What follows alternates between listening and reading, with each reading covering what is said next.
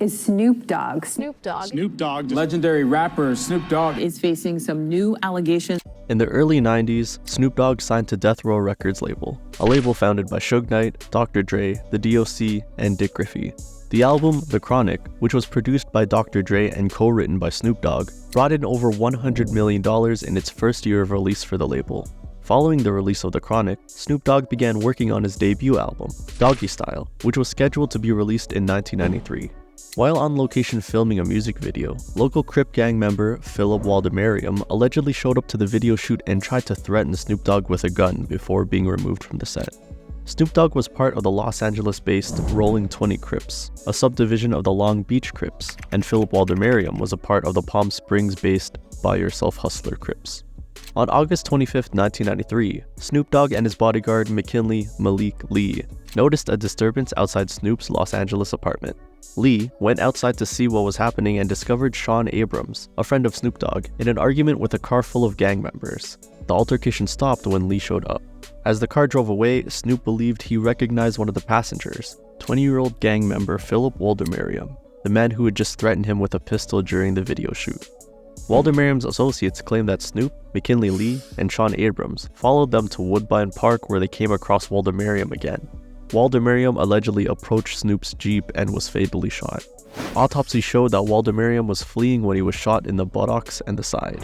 Russell Poole, a detective known for uncovering the connections between corrupt police officers and Death Row Records, stated that Death Row Records' criminal defense attorney, David Kenner, was the first person notified following the shooting through Suge Knight.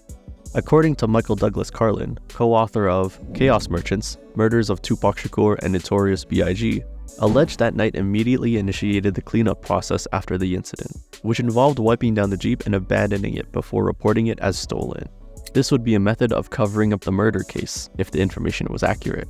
This was according to Michael Douglas Carlin, who stated on his YouTube channel, "The first call they make is to Suge. Suge makes a phone call to David Kenner. All of a sudden, the vehicle that they're in gets wiped down and it's reported stolen, and it's going to turn up with, no guns in it, everything completely wiped down. And so when they get a chance to test that vehicle, it's because the evidence in that case has now been obstructed." Upon arrival at the murder scene, police gather shell casings, a bullet, and Philip Woldemariam's blood-stained clothing as evidence. Death Row hid Snoop Dogg for a month after the incident by having him stay in a hotel under a fake alias. In a 2021 interview from behind bars while discussing the lawsuit, Suge Knight disclosed that the attorneys informed him that Snoop's chances of winning the case were limited given the bullets discovered. Suge stated that the initial argument for the defense would be that Snoop had fired a shot at the floor, which subsequently ricocheted and struck Woldemariam. The bullets found were from Snoop's gun, a .380, while Snoop's bodyguard had a 9mm handgun that had the capability of firing a .380. During a phone interview with $1 Million Worth of a Game in 2021, Suge said, "All the lawyers said we can't beat this case. They said the guy who was with him, who's supposed to be the security, has a 9mm. Snoop has a .380. Snoop shot on the ground, the bullet hit the ground, and killed him, right? But instead the bodyguard has got to tell him he was shooting .380 bullets out of a 9mm. Furthermore, Suge mentioned that he had to pay several of Snoop's acquaintances implicated in the legal dispute, who asserted in their statements that Snoop was the individual responsible for the shooting. Trial testimony began on November 27, 1995, and it became clear that the Los Angeles Police Department's actions, including their alleged mismanagement of evidence in the just concluded O.J. Simpson murder trial, was a major factor in Simpson's contentious acquittal.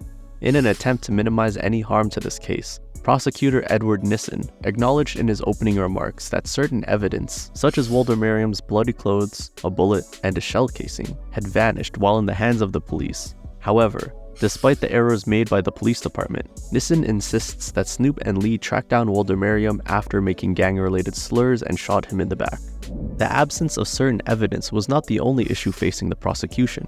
The defense contended that Lee simply fired in self-defense as Woldemariam was reaching for a firearm in his waistband. However, according to the two gang members who reported the incident to the police, stated that there was no firearm on Woldemariam's deceased body and that he was unarmed when Lee shot him.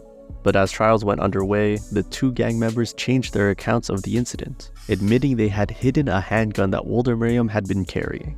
Jason London, a prosecution witness, stated that he and Deshaun Joseph manipulated the crime scene by removing the gun, which could potentially misrepresent Woldemariam as unarmed, or by alleging to police that there was no gun to implicate Snoop and Lee. Furthermore, London admitted that Woldemariam had a history of acting impulsively, and that Snoop was not involved in the earlier confrontation that occurred in front of his apartment complex. The prosecution's claims that Lee used his handgun to defend Snoop and himself were ridiculed, and the location of Woldemariam's wounds suggests that he was an innocent victim. The prosecutors depict the killing as a cold-blooded murder, stating that Woldemariam was shot in the back and buttocks as he attempts to escape from a fight with Snoop Dogg and Lee.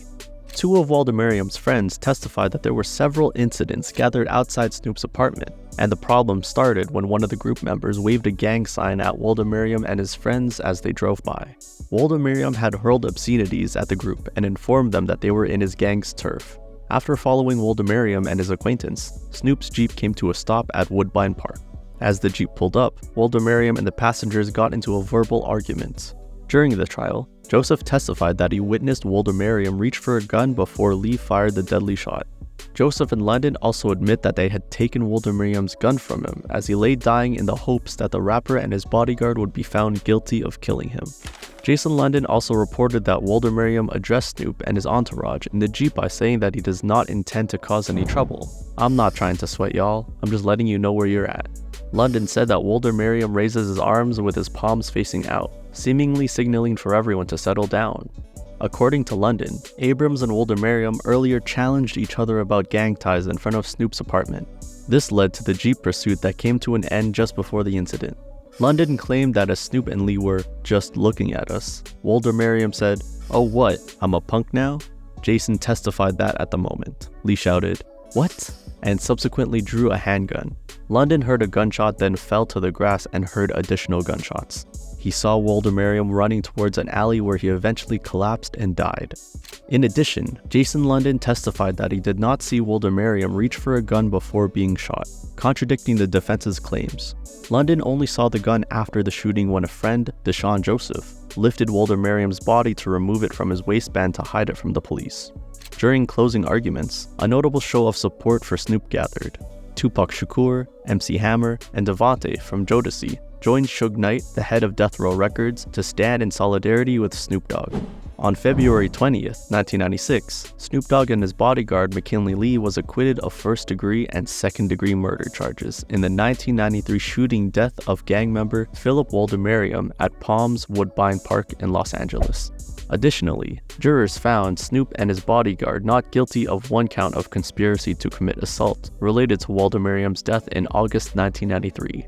Sheena Lester, editor-in-chief of Rap Pages magazine, said, "We mourn for the Woldemariams, but we're thrilled that Snoop won't be going to jail. Snoop is a kind and gentle brother. I hope this trial taught people that there is nothing glamorous about gangsterism. I hope it helps people to separate the music which is cool from the reality which is not." Marcia Morrissey, one of Snoop's attorneys, said, "We think the jury reached the absolute correct verdict." Snoop Dogg's defense attorney, David Kenner, also commented, "We have a hard-working jury that worked their way through a just conclusion."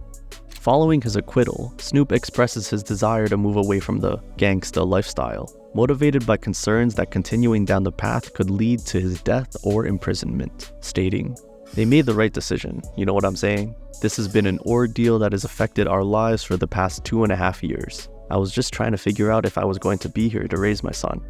The victims' relatives accused the defense of waging a smear campaign against Philip Woldemariam.